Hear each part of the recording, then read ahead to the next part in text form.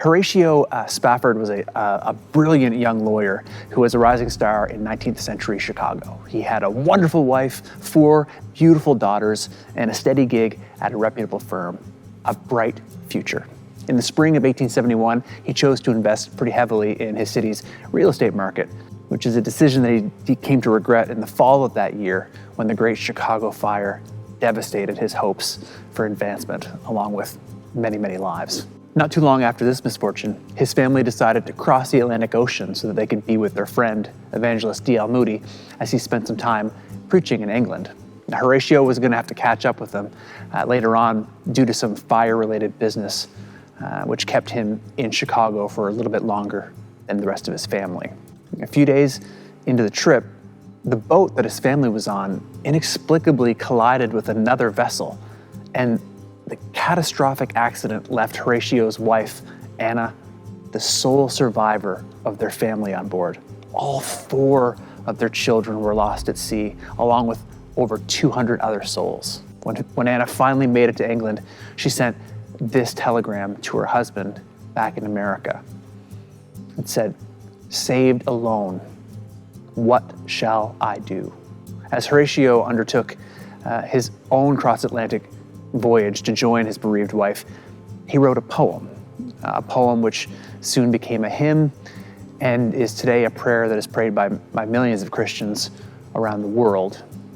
It is well with my soul.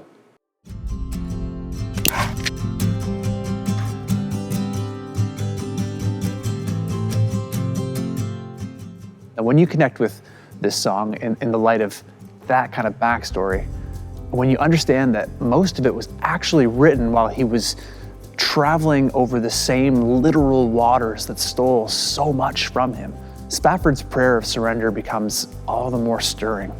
When peace like a river attendeth my way, when sorrows like sea billows roll, whatever my lot, thou hast taught me to say, it is well with my soul.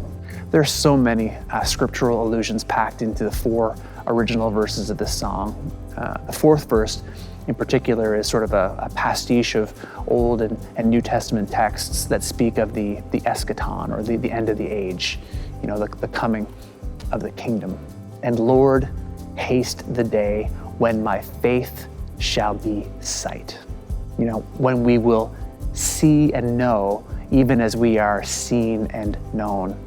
I think that desire is very understandable in Horatio's context. What is much less understandable, all things considered though, is his apparent resignation to the situation. Whether a gentle river or a raging sea, it is well. How? In light of such tragedy, whence comes this wellness, this peace? How could he say with a straight face, with a sane voice, it is well? Do not be anxious about anything, but in every situation, by prayer and petition with thanksgiving, present your requests to God. And the peace of God, which transcends all understanding, will guard your hearts and your minds in Christ Jesus. The peace of God, which transcends all understanding. Other translations read this peace as surpasses all comprehension. It's easy, I think, to read that and to hear this sort of ignorance or this abdication of our sense, like we ignore reality. We bury our heads in the sand and we just say, it's gonna be okay, it's gonna be okay. It's a mindless optimism. Maybe sometimes it is, maybe.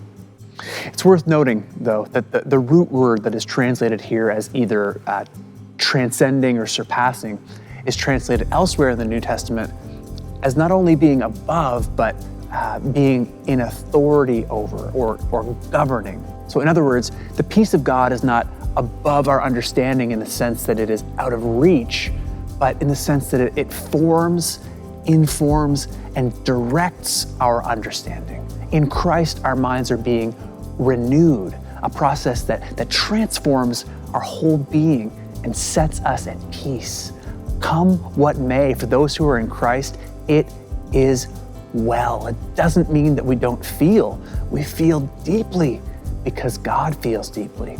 But we have access to a wholeness of being that helps us to grieve differently than those who have no hope. Now, we don't sing this actual hymn all that often, but the lyric, "It is well," it shows up in a number of songs that we do sing. And so the next time that you pray those words, "It is well," perhaps you'll think of the story of the Spaffords, or perhaps you'll think of the peace of God that is available to direct our understanding. Or perhaps you'll think of these words from the hymn itself. "Though Satan should buffet, though he should strike us, though trials should come, let this blessed assurance control, that Christ hath regarded my helpless estate, and hath shed his own blood for my soul." With a God like that on our side, one who is willing to give his very life for ours, how can it not, in the end, be well with our souls?